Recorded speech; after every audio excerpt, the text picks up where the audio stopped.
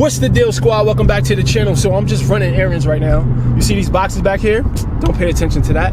That's just the very first collection of movement clothing that will be dropping in August. But this interview today with my man Antonio, aka Hershey Beats, is legendary. We talked about how he reversed diabetes. We talked about how him losing 100 pounds affected his dating life and his confidence and his swag. We talked about how he finally found consistency. So he dropped some gems on us. All right, before we get into the conversation, I do want to let you know about my free resource. It's the Weight Loss Toolbox. This is a very valuable document that you do want to take advantage of right now by clicking the link in the description and downloading it right now. All right, but without further ado, let's jump into this conversation with my man Antonio, aka Hershey Beats. My dude. First and foremost, bro, I definitely want to salute you on your achievement, bro, to lose 100 pounds. That's something that millions of people are trying to do, and you've been able to do that, man. So definitely salute. Thank you. So what was your heaviest weight? My heaviest weight, 300 pounds. And how tall are you? 5'8". Okay, so that's, yeah, you were heavy. Yeah. You were a big boy, for real. Gucci man stomach. Facts. Yes, sir. How did you end up 300 pounds? Were you always big? As a kid, it's crazy, because as a kid, they called me Bony Tony. That's my abbreviation for Antonio. So you were skinny as a kid? I was a skinny kid. Once I got to maybe middle school, got to the big bone side, yeah. And I kind of stayed there, played high school football. Once I graduated high school, I started getting bigger. Once my brother went to college, it was more food in the house, because your brother wasn't there to eat exactly. Everything up. And we from the hood, so it's like we used to eat what we can. So now it's like a whole new world for a brother. You feel me? So you started gaining weight slowly after high school. After high school, traveling, being on the road a lot. Because after high school, I left and went on the road. Let's talk a little bit about your childhood, right? Right. And how did you eat? How did your family eat growing up? Everything bad, like bologna sandwiches, Spam, pork and beans, noodles, a lot of sodium, processed stuff. Yeah. Corner stores didn't have no fruit. Everything was just bad. And then when we went to school, they'll teach us about the food groups, but we couldn't buy that stuff. Yeah. We knew about it, but we didn't pay attention to it. Yeah. So when I got older, I started going back and studying the food groups. So we definitely ate bad growing up. Yeah. Everything was bad. So talk to me about how you educating yourself on nutrition, because I relate to that. Like I grew up in the same situation. I'm from the hood. Grew up. If it took more than 15 minutes to make it, my mom didn't have time to cook it, let alone the money to buy expensive groceries, right? So how has you educating yourself on nutrition impacted your success? Well, it actually sped it up more. Everything is based off of what you put in your body. So I started to, like I say, watching YouTubes and downloading audiobooks and learning the effects of what this fruit can do or what this type of protein can do. And you can eat bad sometimes, but prime example, instead of getting fries, get a side salad. So I'm learning all this type of stuff. So just making small adjustments, right? Small adjustments. Yeah, so like you said, you'll go out and you'll still have a burger, but instead of getting the fries, you'll get a side salad. Yes, sir. That's an effective strategy, right? Or if I go to a cookout, I eat one bun and put the burger.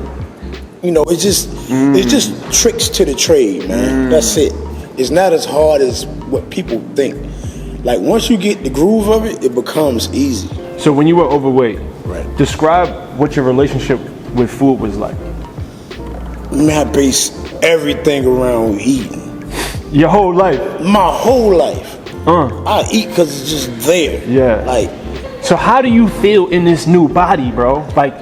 Man, I don't get tired. In no aspect of my life, whether it's if I'm in a relationship, in a sex life, or if it's just climbing some stairs, everything, even in the gym, I don't get tired. It changes everything, bro. It changes everything. I don't get tired. So, all right, so you mentioned your sex life. Like, what's dating like now? Like, how is that different than, how's dating different now? I got super options. And it feels good. The fact that I know I got options, I don't even gotta have it changes your energy. It changes how you move, bro. Because it's hard to find words to really describe the difference in your energy and the way you just exist in the world. When I was overweight, bro, the pursuit of women it was like the center of my universe, bro, because it was something that I had to really like work hard, and but now it's just like the taking one for the team era. Yeah, facts. I was the big friend that had to, you know. Yeah, man. Yeah, but I'm glad them days are over. But now it's like, okay, now the fact that I know I can date that type of woman, that's enough for me. I don't even have to date her. Or just get a compliment. You be like, okay. It let you know, okay, I'm on my thing. I'm doing something right. Yeah, for sure. Because women don't compliment men for real like that. Older women will, but it comes from a good space. But to get a certain look or a certain attention, it makes you feel good. For sure. It does. What was the moment like for you where you realized that you had gained all this weight and you were overweight? Describe that moment where you realized that something had to change. Well, actually, went for a regular checkup. You know, most guys don't like going to the doctor. Now I tell people, you got to go because it's good to know. Went for a regular checkup, you know, the black man thing, high blood pressure, make sure everything's straight. They called me back the next day, said, you got to come back in because your sugar is 500 or something. I can't remember the exact number, but my sugar was at 5 something. Now that's very high for sugar. So I went in and I was diagnosed with type 2 diabetes. And then I just had this whole depression stage where it was like, I got to do something about it. So immediately I just started attacking it. Eating better, drinking more water, walking. Talk to me about what was your initial steps that you took, right? So you got diagnosed, you went to the doctor for a checkup, you got diagnosed with diabetes. Yes, sir. So what were the first steps you took to try to get control of things? Well, the first steps was actually, they give you brochures, so I was trying to follow the way they wanted me to do it, eat smaller portions, don't eat a lot of like carbs, eat more greens, eat more baked food, the typical, you know what I'm saying? But after a while, it didn't work for me because eating small meals, I'd be hungry all day. So I just started putting my own little regimes in between of what they was trying to tell me to do, and it started working, and I started shedding weight fast. So you made a great point because what you did was you started with what they told you, and you started to customize it for yourself. Yes, sir. Right? So let's talk a little bit about the experiments you had to do in order to figure out something that worked for you. Right. Yeah. Intermittent fasting. I started learning about intermittent fasting and the effects of it. So I started to doing that more. And I just seen everything getting better and better. So it's like I just started picking and choosing things that work better, that fit my lifestyle, so I won't feel like I'm punishing myself. But a lot of people's issue is consistency. Right? And motivation, right? They feel like they can't stay motivated. So how did you find consistency? Well, me personally, I didn't have no choice. Either keep the diabetes or get rid of it. I was blessed enough to only have type 2 where I take the pills. So I went beyond the doctor telling me what to take, and I did my own research. Started taking more herbs, and I learned about sea moss during the pandemic, and actually I discovered your videos during the pandemic, and I would put it in my lifestyle. Next thing you know, I got rid of the diabetes because consistency. You don't have to be the best, you don't have to be the strongest, you don't have to be the Rock, Macho Man. Yeah, you don't have to have the perfect diet plan, the perfect workout every day plan. is a challenge. Yeah. A little bit every day. I don't care if you go walking. So I did those steps that keep me motivated. And it get hard. Don't get me wrong, it gets hard. But you just have to escape. Like so in those moments, right? In those moments where it gets hard, and you don't feel like going to the gym, or you don't feel like eating your healthy meals, right? What is it that gets you through those moments? The mindset. It's like you come too far to go backwards. And that's my mindset. So how did you develop that mindset? Practice. Practice. And just watching my old pictures. I'll put up an old picture.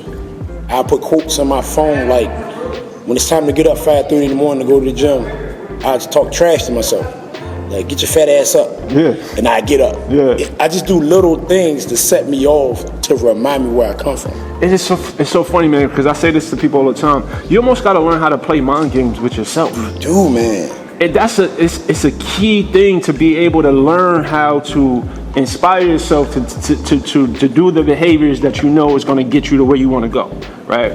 And it's like it's just learning these little tricks and lifestyle. Like those tricks of the trade that you mentioned. It may be different things for different people. Absolutely. You know what I'm saying? It may Absolutely. be, but it takes having this mindset of experimenting with different things, Yes. right? And paying attention, right? So your self-awareness, I'm pretty sure, has a lot to do with your ability to figure out how to motivate yourself, how to get through those tough moments. Yes, sir. So at this point, when people ask you, how do I stay consistent, right? What's your advice to them? Well, first I always ask them, what do they eat on a regular day basis? And I base it off of what they tell me. Prime example, say if somebody be like, well, I eat a sub for lunch, or I eat such and such, or I'll be like, do you drink sodas? They'll be like, yes. I'll be like, because this is what I did. Cut out sodas. And that's it, first. You can't cold turkey because you're going to crash. Yes. I'll be like, go to Walmart and get you something with some bubbles in it, 5-calorie drinks. You'll be surprised. It might not taste right the first week, but after a while, you ain't gonna tell the difference. Once you get that mastered, I cut fast food completely. So let me. So what I'm hearing you say, and this is totally in alignment with what I believe. Right. If you want to find consistency, you got to take baby steps.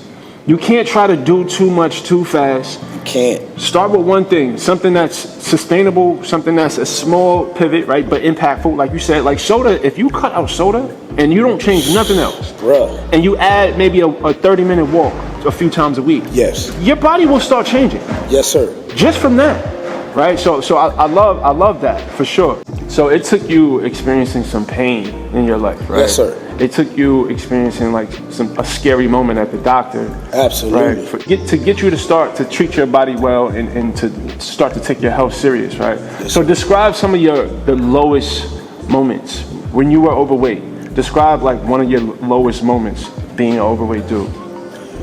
To be honest with you, I was confident as a big guy. I just took it for what it was. But once I found out I was diabetic, it put me in a whole different depression. And how important was experiencing the darkness of that depression, in order for you to be where you are today? I had to go through it because God don't make no mistakes. I didn't care about nothing. I was just depressed. I would stay to myself. And that really made me like, look, it's on you. Either you're going to live a long, healthy life or you're going to die like people in your family. Yeah. It's either this or that. There's no other way. So you felt that made me tighten up. So prior to your diagnosis with diabetes, Yes, did you have previous weight loss attempts? Oh yeah. I would lose like 5 pounds here, 2 pounds there.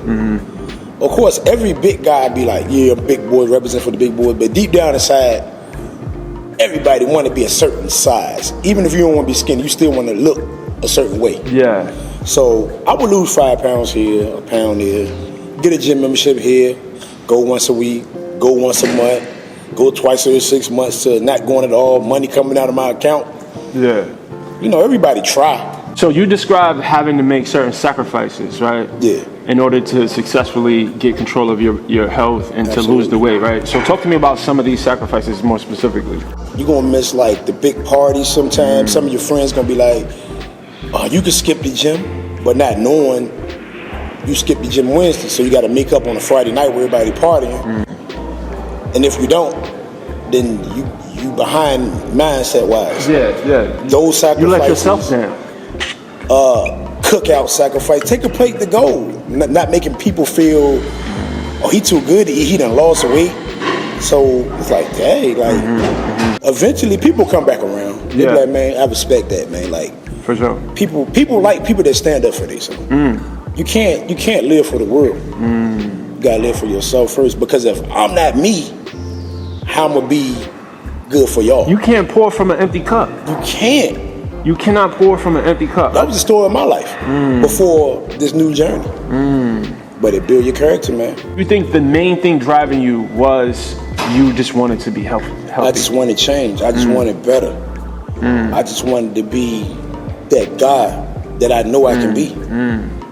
In the beginning of your weight loss journey, did you believe that you were gonna be able to to lose 100 pounds? Yes. Yes. What made you so confident in that? Always been a confident guy though. I just know nobody can stop me. When it's something in your own will, then it's really up to you. So, yeah, I was confident in that area. I didn't know how fast. I didn't even know it was going to be 100. I just knew I'm gonna drop this weight. Even if it was 40 pounds or 50 pounds. I didn't expect 100 to be honest, but yeah, I knew if I took the steps, I can keep taking steps and taking steps. What is the advantage that you experience of using intermittent fasting? Health benefits and calorie deficit. So them the two main things. Did you feel more mentally clear or like? Yes. Like you give your body time to heal itself. You know, and I learned about all that. So that's something I never knew about. At this point, right? What keeps you going? Right? What's the thing that's because initially it was you wanted to be healthy, you wanted to reverse diabetes. What's keeping you going now? Making it a lifestyle. Just like when you get up and brush your teeth. Just like when you tie your shoe. Just like when you got to put gas in your car. It got to be essential. It got to be one of those things. That helps. You got to make it your life.